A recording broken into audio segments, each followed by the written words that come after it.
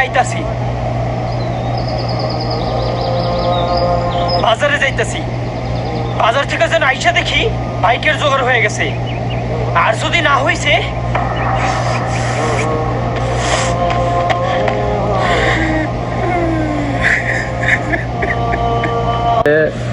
চাওয়াটা হইতেছে প্রত্যেকটা ছেলেরই আবদার বা প্রত্যেকটা ছেলের অধিকার বাপের কাছ থেকে যে কোনো জিনিস চাওয়াটা।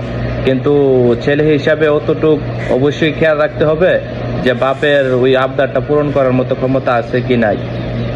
বন্ধু কেমন আছোস? কিরে কি অবস্থা তো? এই তো ভালো, তোর কি অবস্থা? সবচেয়ে সত্যি কথা হইতেছে যে ভিডিওটা দেখার পর এতটুক মনে হয়েছে যে না, আসলে ভিডিওটা অনেক জোস একটা ভিডিও, আর এটা থেকে অনেক একটা শিক্ষণীয় একটা জিনিস আছে। গাড়িটা সুন্দর আছে। আমগো ফ্রেন্ড সার্কেলের মধ্যে সবারই গাড়ি আছে, খালি বেটা রবিনের গাড়ি নাই। ওর গাড়ি আর জীবন হইব না। বিশেষ করে মধ্যবিত্ত ফ্যামিলির ছেলে যারা আছে তাদের বড়লোক ছেলের রাখাটাই উচিত না। বড়লোক বন্ধুত্ব থাকলে যে অবস্থাটা হয় সেই কিছু একটা অংশই কিন্তু এখানে দেখানো হইতেছে।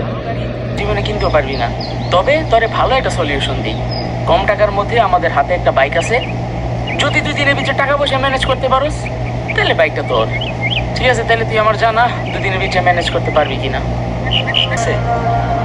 তোরা থাক। আরে বেটা ও কিনবো বাইক বেড়া। আরে যা যা, ভাত পায় না। আব্বা কি ভাবলেন? হ্যাঁ তুই কেন বুঝিস না? তোর বাইক কেনা দেওয়ার মতো ক্ষমতা আল্লাহ আমাদের। বন্ধু বান্ধবের কথা শুই না বাপের উপর গেছেরা যে রায়কে যে কথাগুলো আমরা বলি না যে বাবা তুমি এটা দো ওইটা দো, ওইটা অনেক কষ্টদায়ক। যদি দরকার পড়ে তাহলে আপনার এই ভিটা বাড়ি বিক্রি করবেন। এটি বিক্রি করে হইলেও আমার বাইক কিনে দিবেন। বাইক কিনে দিবেনই, নয়তো আব্বা আব্বা তোর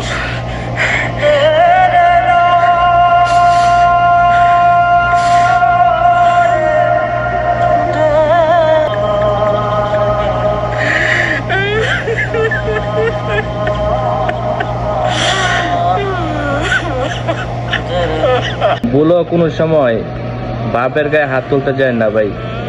ভিডিওর মধ্যে যেটা দেখাইছে ওইটা হইতেছে যে রাগের মাথায় যেই কাজটা করে ছেলেরা বেশিরভাগই, ওই কাজটা কোনো সময় করবেন না। কারণ বাপের মনে কষ্ট দিলে কোনো সময় জীবনে লাইফে সফলতা খুঁজে পাইবেন না। এটাই তো আপনার শেষ সম্বল, একমাত্র বাড়িটা। এই বাড়িটা বিক্রি করে দিবেন? করবো আমি, আমার শেষ সম্পূর্ণ বিক্রি করবো। বিক্রি করছেন, ভালো করছেন। এই লন।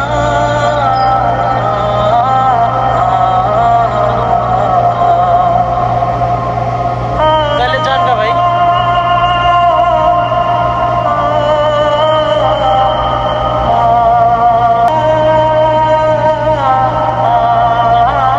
শেষ সম্বলটাও ছেলের জন্য বিক্রি করে দেয়, তার নামই হচ্ছে বাবা।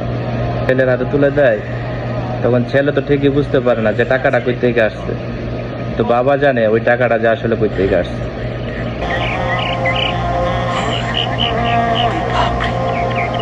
এই টাকা কই পেলেন আব্বা? তোর জানতেই হবে তুই কে বাইক কিনবি। ঠিক আছে, থাকো দিলে বাইকটা কিনা নি।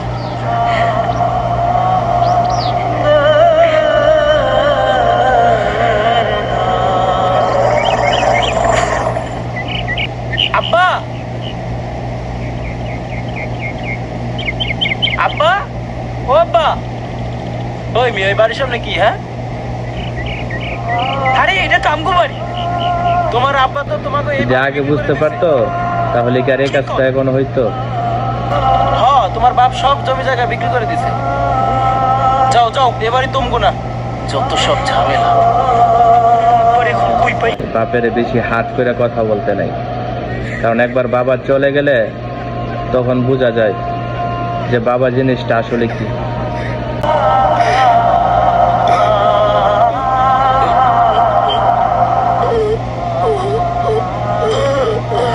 আব্বা কই গেল?